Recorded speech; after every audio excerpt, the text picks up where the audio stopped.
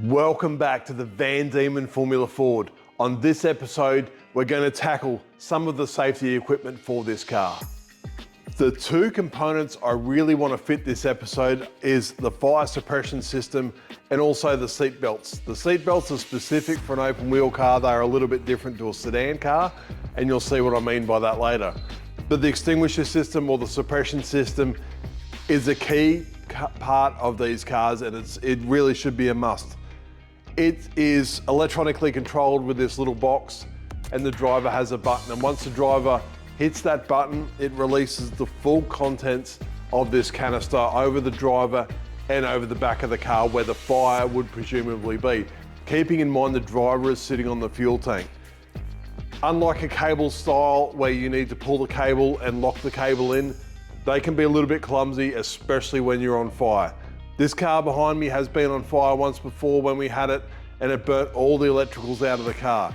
The driver in his panic didn't hit the extinguisher system, he just ripped that steering wheel off and got out and run away, which is completely normal.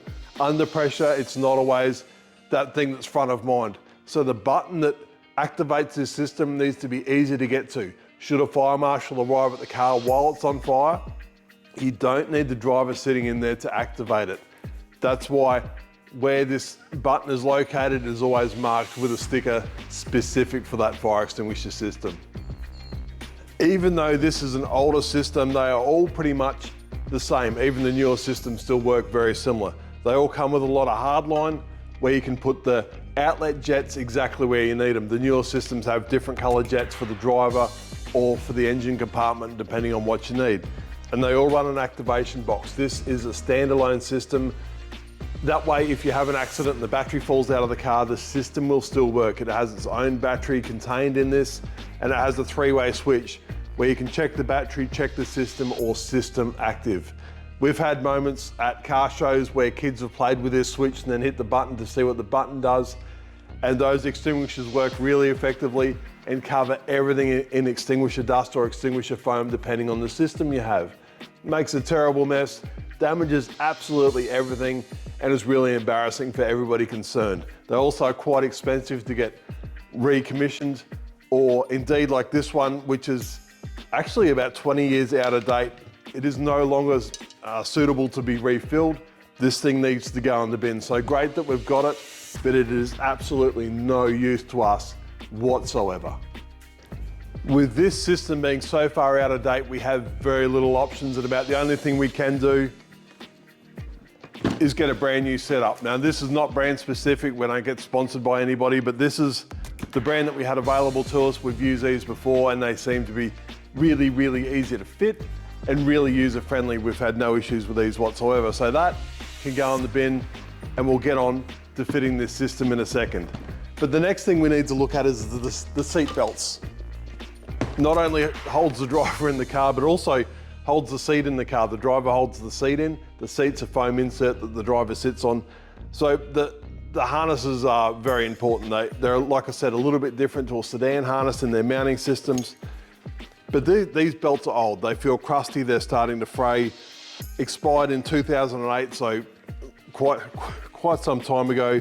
So these are no longer serviceable and no longer what we need. So with these, same.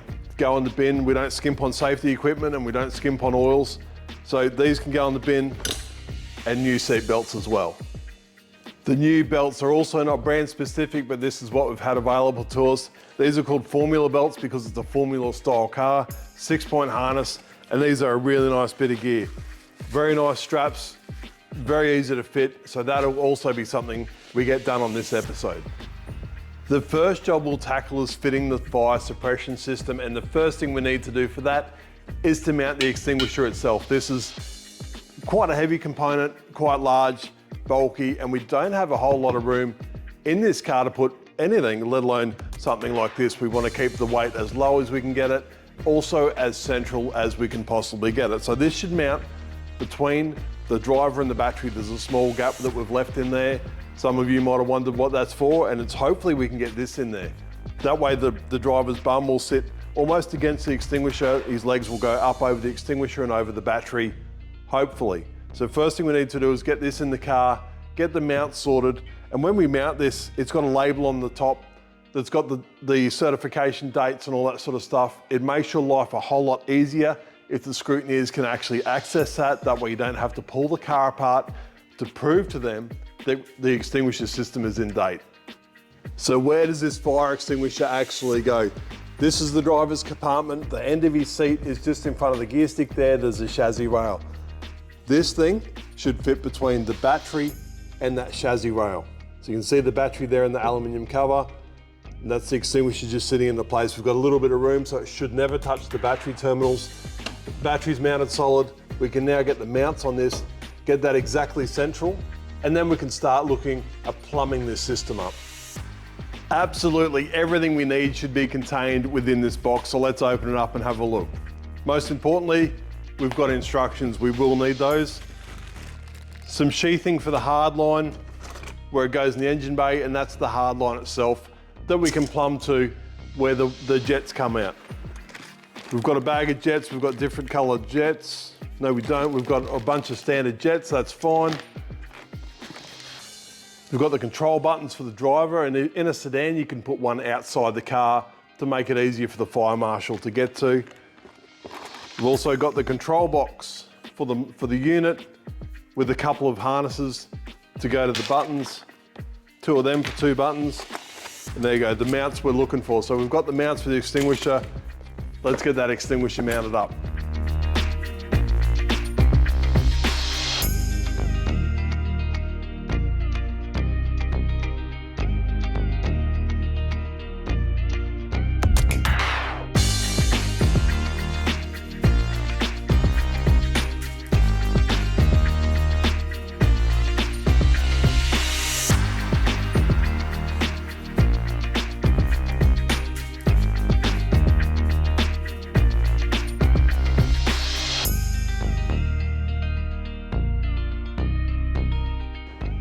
The fire extinguisher is now mounted into the car, and it is as solid as we can get it. You should not use screws, you shouldn't use inserts, you shouldn't use rivets. You must use nuts and bolts for those so they don't come loose and so they don't tear out of the car. They are quite heavy.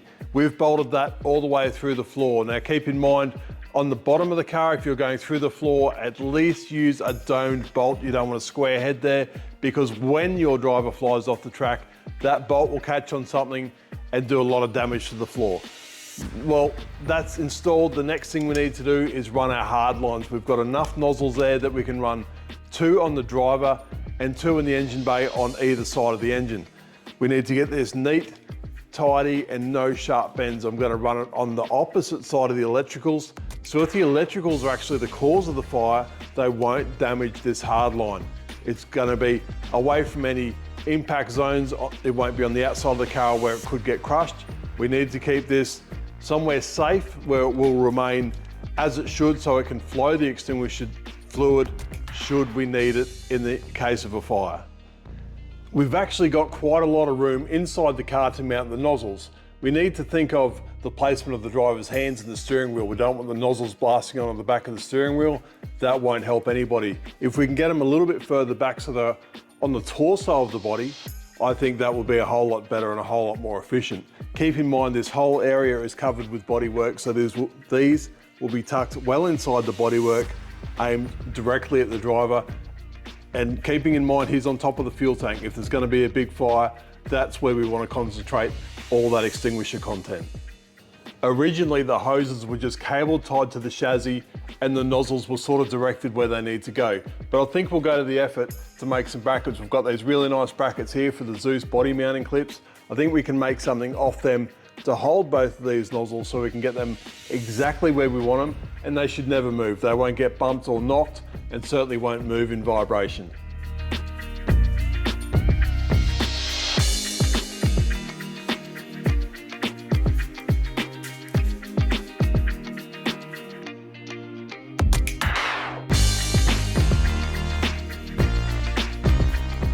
The jets have been installed just on little aluminium brackets on that Zeus body mount there. So I know the body sits out here, so I've got enough room for that pipe to run around the back without needing a tight bend or without it rubbing on the bodywork or presenting any issues. On the inside of the car, they're barely visible. They're right in the corner of that gusset there.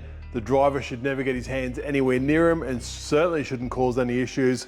But in the event of a fire, they are pointed directly at his chest. There's a bit of crossover, so it should go down the side of the bodywork, but I think they are in the absolute perfect location. And now that they're in, what we can do next is get the hardline in. Hardline simply comes in a roll.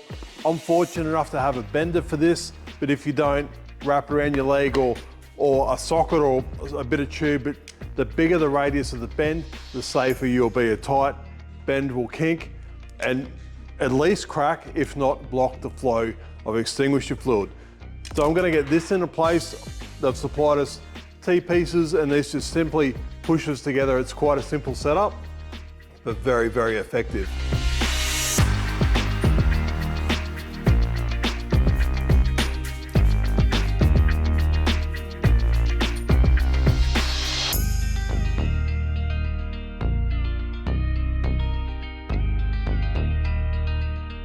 This one here is the hose I've just bent up for the right-hand side. It fits in the car like that, goes from the extinguisher to a T-piece, up across the steering column, and this one is around to the right-hand side nozzle. Very important to clean these out of any contaminants, especially when you're cutting them. Deburr them and blow them out, because if you've got contaminants in there, they will likely block the nozzles and therefore your extinguisher system won't work regardless of how cool these look.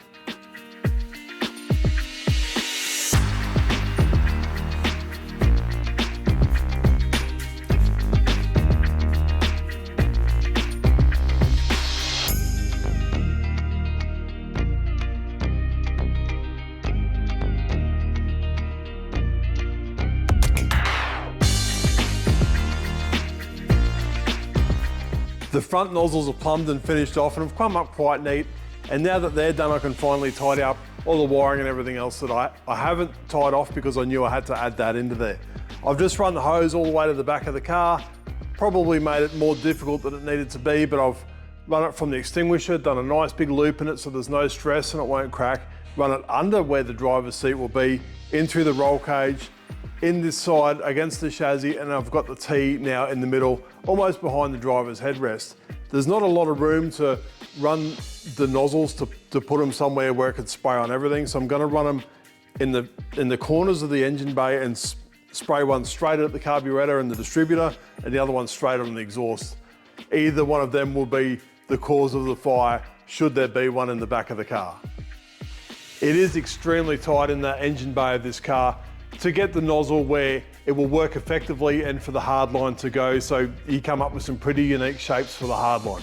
Before I fitted them off for the last time, I used sheathing on everything in the engine bay or where I can't easily visually inspect the pipe. If I think I'm going to wear a hole in the pipe, that's when I use the sheathing. We get plenty of it with each extinguisher kit, so you might as well use it.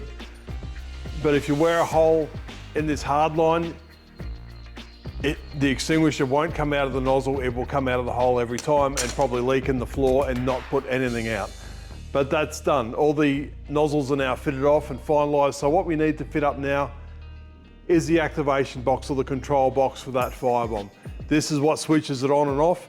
We can also do a system test with this. Now we need to put this somewhere with a fair bit of consideration. We want the pit crew to be able to access it, to activate it, but we don't want everybody to be able to get in there, switch it on, switch it off, or indeed test the system when it's active.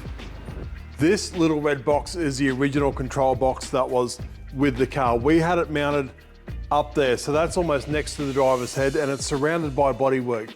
But you would be surprised the amount of fingers that got in there and played with this. And we had, I think, at least 3 occasions where this firebomb was set off by either spectators or fans, and the car wasn't even racing. So I'm really conscious about where we put the new control box. I'm thinking down the front of the car here, under the bodywork.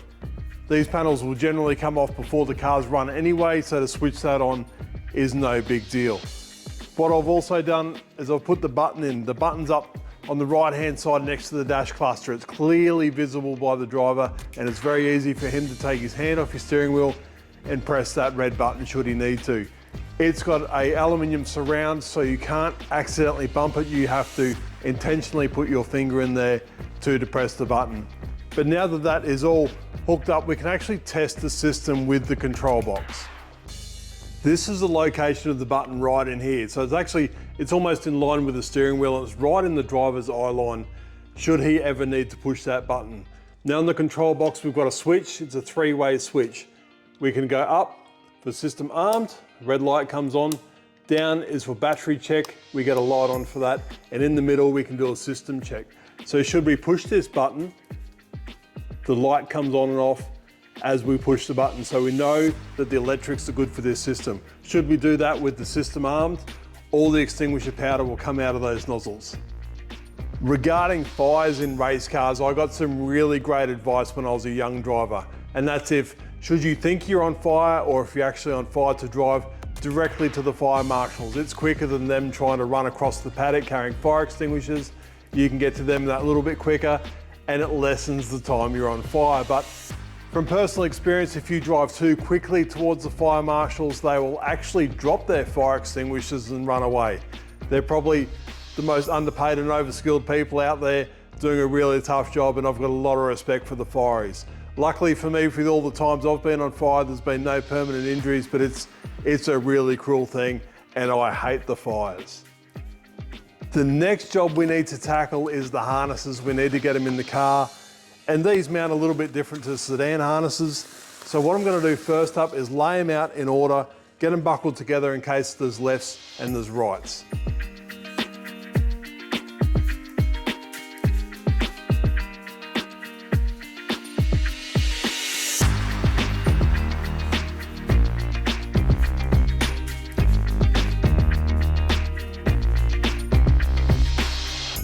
Almost all the belts look the same when you first take them out of the box because they're all about the same length. As is the cockpit for the Formula cars, it's all very relative. The shoulder mounts are directly behind the driver and the hip mounts are directly beside the hips, so you're not going back to a roll cage or further back to a floor or a parcel tray even. The crutch straps on these are also extremely long. You can cut them back as you need them. They go under the driver's butt, around in between his legs, and then feed through the lap belt, then latch onto the main shoulder strap.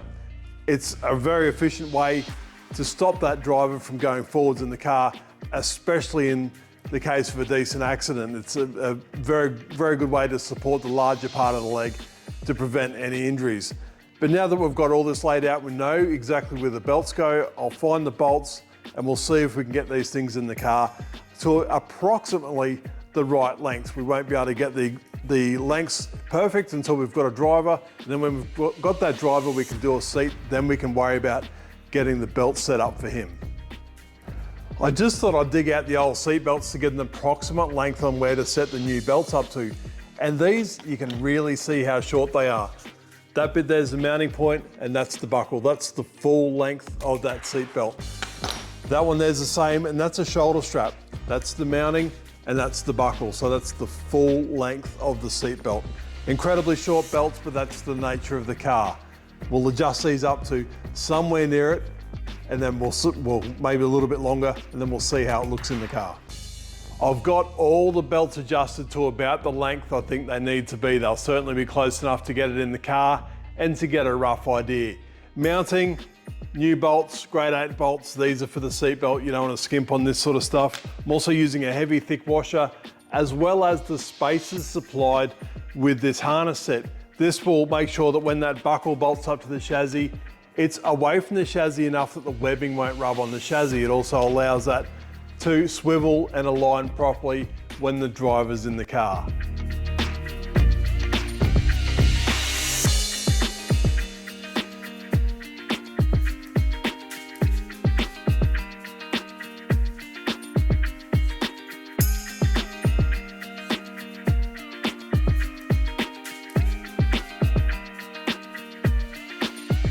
It looks a little bit scruffy in there with the tails of the harnesses just hanging out. When we get those seat belts to the right length, we can either cut them off or we can tie them up and we can tuck them under the seats. But the harnesses are in, they're bolted up. The lower mounts have 2 boltings. It's like a short person and a big person set up. So I've bolted the lap belts to one hole and the crutch straps to the other hole. So I've utilized all 4 holes at once. But that's it. We now have an extinguisher system that's in the car, plumbed up and works, and that we now have race harnesses in the car. So that's another couple of jobs off the list. That's it for this episode. Thank you so much for watching and following us on this journey. Stay tuned for the next one. We'll get some more jobs done on this thing. See you on the next video.